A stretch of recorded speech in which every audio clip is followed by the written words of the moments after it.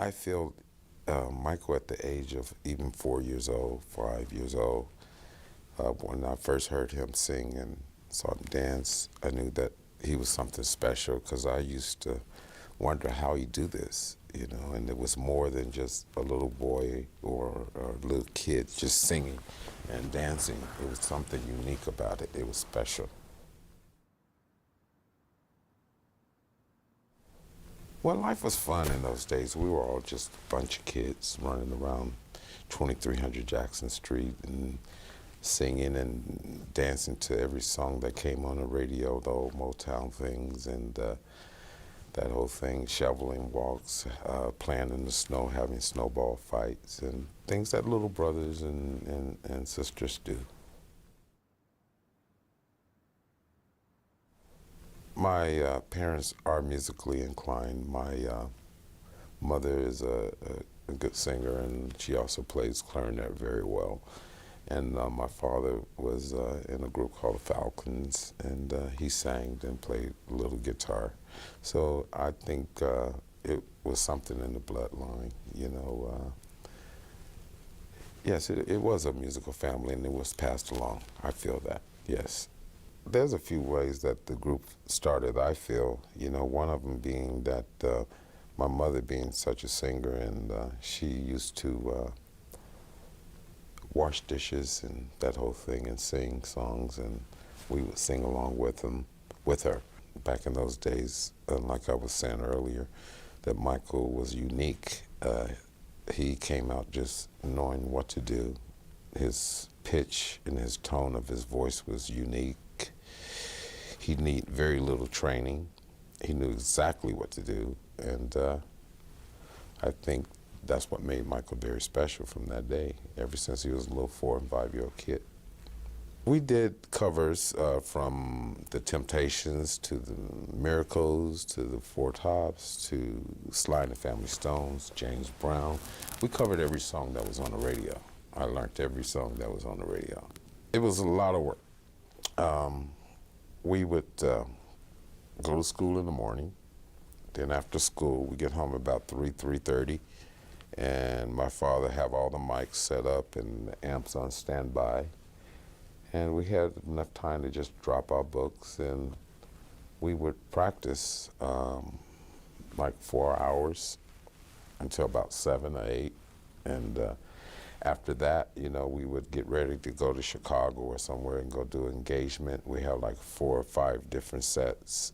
We would play for 45 minutes and take 15 minutes off and do our homework and get rest in between those 15 minutes. And by the time we was through with our day, it was about 2:30 in the morning. And we'd drive back from Chicago to Gary, get home about 3, 4 in the morning, and go to school the next day. And that's what life was for us for many years, a lot of work. I didn't realize how much work it was involved. I was just having fun doing it as a kid. I know I was tired a lot, and even coming home from the shows, because we had this Volkswagen van, and it was stuffed with amplifiers and equipment, and we used to have to, there was no seats in it, so we would sit and sleep on the equipment, and it was very uncomfortable, but we did it.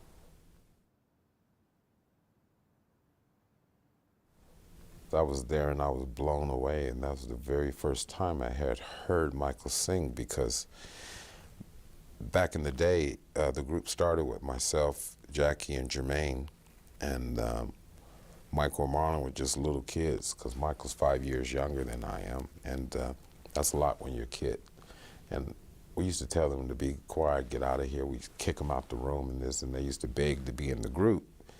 And we just said, your little brother wants to be in the group. You used to, get out of here, this is big boy stuff. And we went to see him perform that time, and our mouths flew open. We couldn't believe it. So we rushed him home immediately, took him to the room, and he was in the group that fast.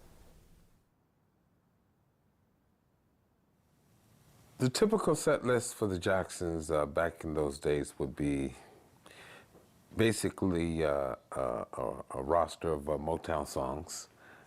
Everything from My Girl, Ain't Too Proud to Beg, some of Smokey's stuff, going to go-go. I mean, anything and everything that was Motown, the Jackson 5 learned.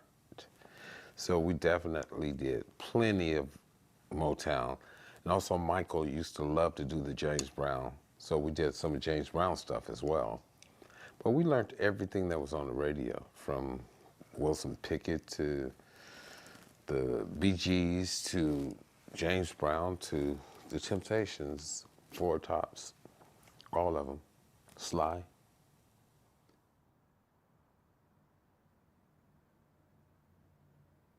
My first record, I Want You Back, being played on the radio. The first time I heard it, I was at home, and I had bought a transistor radio just to hear that, and I was listening to this station KGFJ, and I knew they would play it first.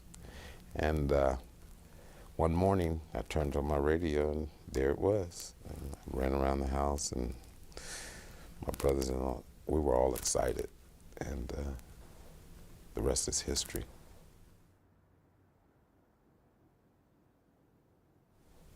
Yeah, Michael was unique. Michael was a little genius. You know, he was a young little boy with an old man's soul. So yeah, he was very wise, very keen on his surroundings and everything else. He knew exactly what he was doing and what was going on. Even back in Gary, he was doing that. And I think what gave him the idea is we had this, we looked at him as an older guy, but he was only a teenager then, a friend in the neighborhood who had a candy store in his basement. A guy named Charles, I believe was his name. And Charles would sell us candy. And I think Michael got the idea from him, and Charles would sell it at a discount store, at a discount price, because there was a store down the street that sold it for more, so he would steal the customers. So Michael had started a candy store, and my father had gotten mad at him because he was buying candy with his money and giving it away so he can have customers.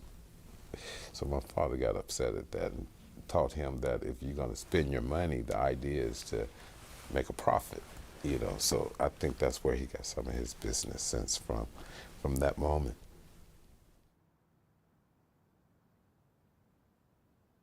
We were very excited. Well, it actually didn't just start like that. We were in New York City, and we had just finished performing with James Brown. We were opening up for him. And we had a choice to either go and, I think it was David Frost show. Either David Frost, Dick Cavett, I can't remember, or go to Detroit and audition for Motown. And half of the group wanted to go to the TV show because they felt that we would be seen globally, rather than auditioning for Berry Gordy, one person. What if he say no? But I think my brothers were such Motown fans. They went with the Motown thing and took their chances, and we were very nervous about it. Michael and the Jackson 5, back in the Motown days, early in our career, I think we were just kids. We didn't realize all the great accomplishments that we had achieved. For our 5 #1 records in a row for Motown, never done before. We didn't know anything about that. What do that mean to 5 kids having fun? You know, seeing Hollywood and playing with Diana Ross, and just, I mean, we were in heaven. Just those things alone was priceless to us. Regardless of the music, was just something we did. As far as what I did as a kid, you know, what kids do or hang out or go out and do things that, you know, you do at a young age. Mine was very minimum. All the time on the road, all the time on the stage, all the time in an interview, all the time in a recording studio, a photo session, or autograph signings.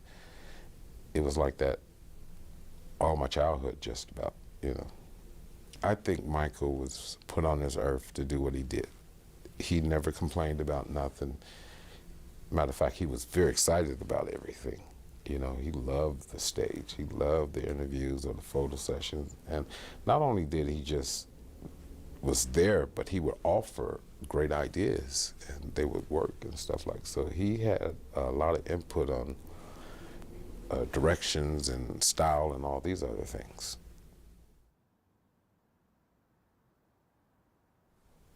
Now, the first time I saw myself on TV, I think it was the Ed Sullivan Show. And I remember that show quite well in New York when we did it. And someone had taped it for me because it's a live show. And I had later on went home and watched it on TV. So that was the very first time. Yeah, very exciting.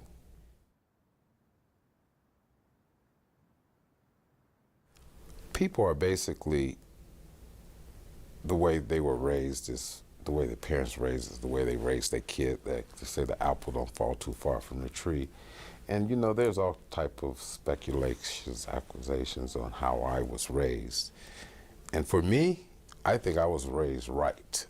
You know, I think my father did a brilliant job, knowing that he had 6 boys, 9 kids in total, and to take us from Gary, Indiana, which is a very poverty-stricken town, and don't too many people get out of there and make something of themselves. And he had a dream, he had direction, and he stuck with it, and he knew how to get there, and he got us there. And I tell people every day, my father did a brilliant job, because when you're a child, your childhood is only that long compared to your manhood. So a lot of people go, well, he's only going to be a kid a little long, let him do this, let him do that. No. It's okay to have fun sometime, but you have to prepare yourself, because your adulthood is going to be a lot longer than your childhood. And if you didn't prepare for it, you're going to be on the late show. And so I think my father prepared his sons for the future to be men. We were men at a very young age. And like I always say, Michael was a boy with the old man's soul, you know? You know, I think my family is closer than most families. And we're just in the limelight, we're in the media's eye or whatever, or the people want to sell their stories in their papers, so they fabricate a little bit. But put it this way, I wouldn't want any other mother or father or brothers or sisters. I love my family. I think it's a unique family. No, I think it's something that the brothers and I always wanted to do. And the only change that it had made for us is basically getting out of the poverty of Gary and our dreams coming true and living our dreams and making people happy. And we were happier people then, you know. And I don't think, as a lot of people would think, show business changed you. I don't think it was like that. Of course it changes you, but I think it was more of a gradual change, especially being children, because my father kept a strict eye on us. Although we were in the business, in this fast-moving business, my father was still strict. And that's what you have to be, you know. When you got 10,000 girls trying to get up to your son's hotel room, and everybody trying to pull at him and push him this way and that, you got to be tough, and he was.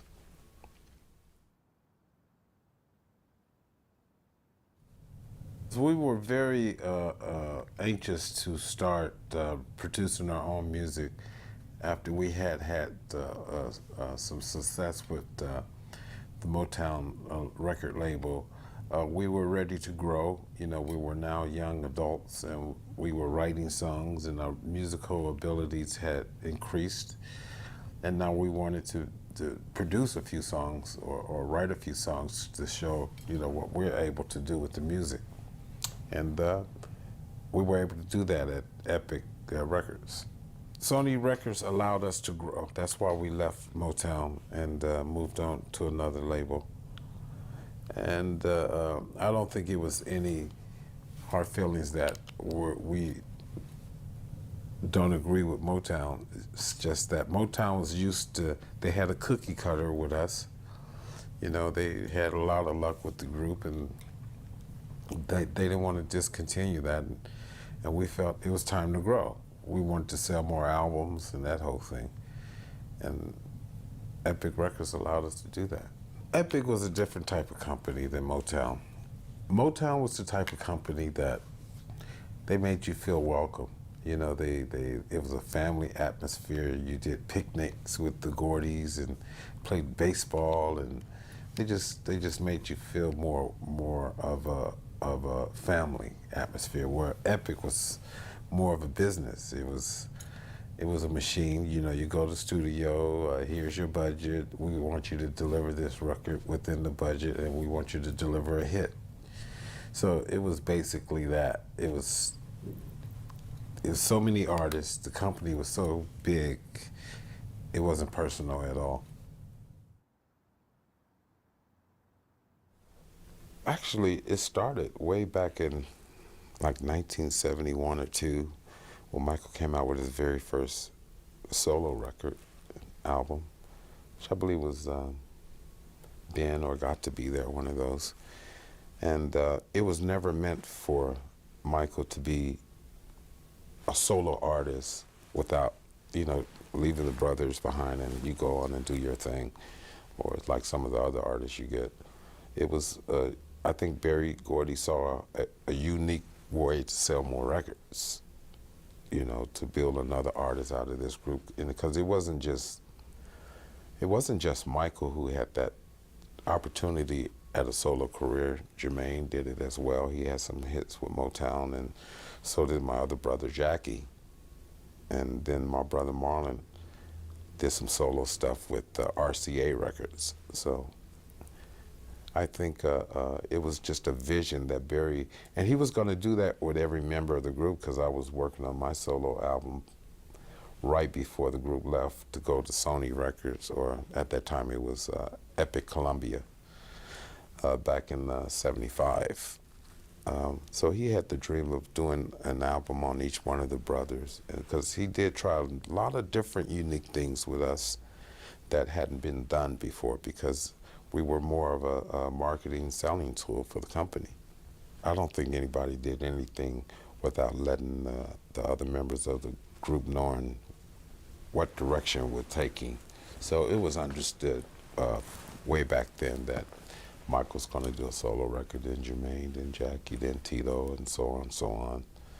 Because after Michael did his first solo record, I can't remember the year, but there was quite a few Jackson 5 records after that and in between.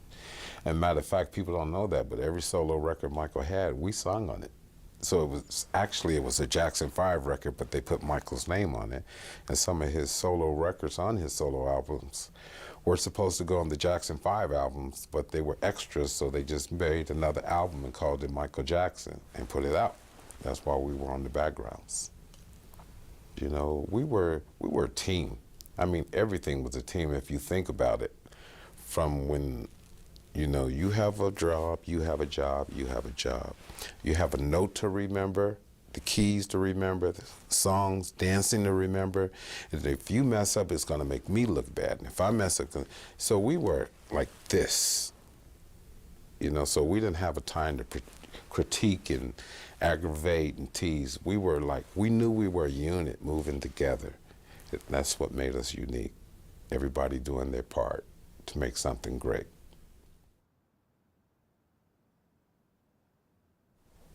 Artists do that all the time, and it's something that you have to do in this business, because when you wear the same shoes, sometimes people can get a little stale. So you always look for unique ways of changing your image, whether it's a glove or like my sister had the thing with the earring and the key, and it's surprisingly how these young people catch on to these little things, and I think all that's part of creating an image, from that to Michael had the jackets and all these little things that were unique and different from the next artist, and he was very good at recreating himself. Michael is Michael. Everything he did, he knew. I mean, he's a guy who knew that he would sell 40 million records before he did it, because he wrote it on his mirror when he was recording the record. And people thought he was crazy, but he always had vision of what he wanted to do, where he wanted to be, how he wanted to look.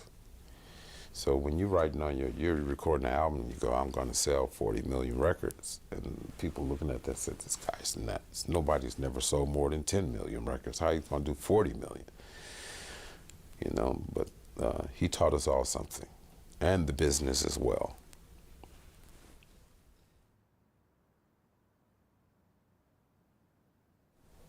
I think that he got so huge that it was bigger than life, and it was uncontrollable as far as media speculations and all these things. And I think my personal knowing the little brother I had, even at a young age, how hard he worked his whole life. Couldn't walk down the street, couldn't go to a bar or a club, or didn't do anything. And people, I mean, Michael lived a very, very sheltered life. And so did Marlon, so did all the brothers, but his was really sheltered. And maybe he enjoyed it that way, I don't know, but I don't think I could have lived like that. I think being an entertainer myself, I think we all go through that where you wish you wasn't an entertainer, or you wish you could do something regular and things of that nature, but at the end of the day, it's the best job in the world. And I think there's moments when he wish he could just do whatever he wanted to do, whether it's just walk across the street or walk down the street all day and not be bothered, or go to an event. And if he did anything, he had to disguise himself all the time and take him 2 or 3 hours to get in all this makeup that would transform him into a different person as far as the looks. So I'm pretty sure there was times when he felt that, you know, I wish I was someone else or other than an entertainer. He loved his job, but we all go through that, wondering if we wasn't this, what would we be? Well, I always felt a little sad for Michael because he just didn't do the things that normal people do, you know. And even with myself, I mean, I look at my life as somewhat normal. It's not normal, but it's a little normal. But judging my life to his wasn't nowhere close, you know. I don't know if I could enjoy life like that. You know, it gets to a point where it can become almost too much.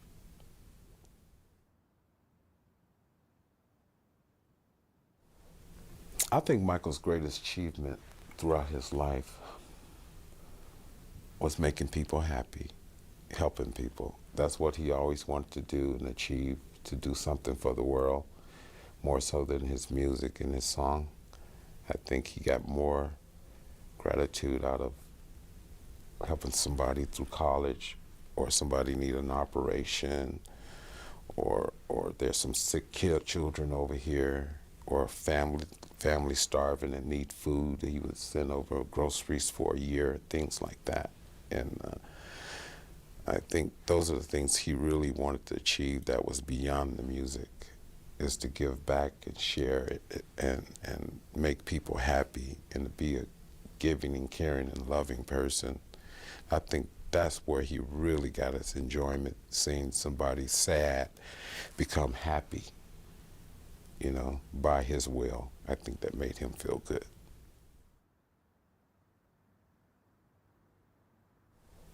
Well, we have a lot of great memories, like we were saying, from the auditions with Motown and performing with the James Browns and traveling overseas or going to Africa for the very first time.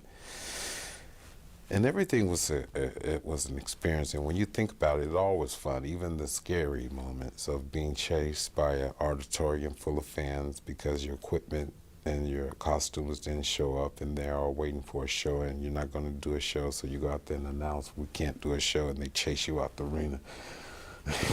That was all fun for us. A lot of great memories.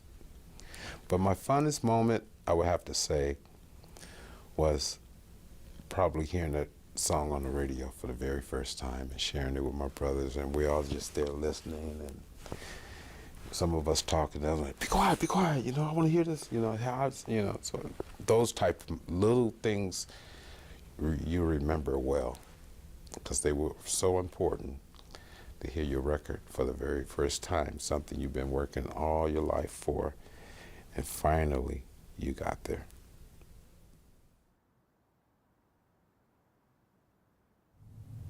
The world has, and the media and everyone has been very kind and very supportive, and they finally have told the truth because they knew all along, a lot of them did, and who Michael Jackson really is. When they really look at his life, you can see who he is, and he's done more for this world than a lot of our politicians has done, and I'm just happy that he's in a better place and he's not suffering from all the crap that I know he was going through. And it's sad that he left so young, you know, and so young. He has so much to give, though. He wasn't finished.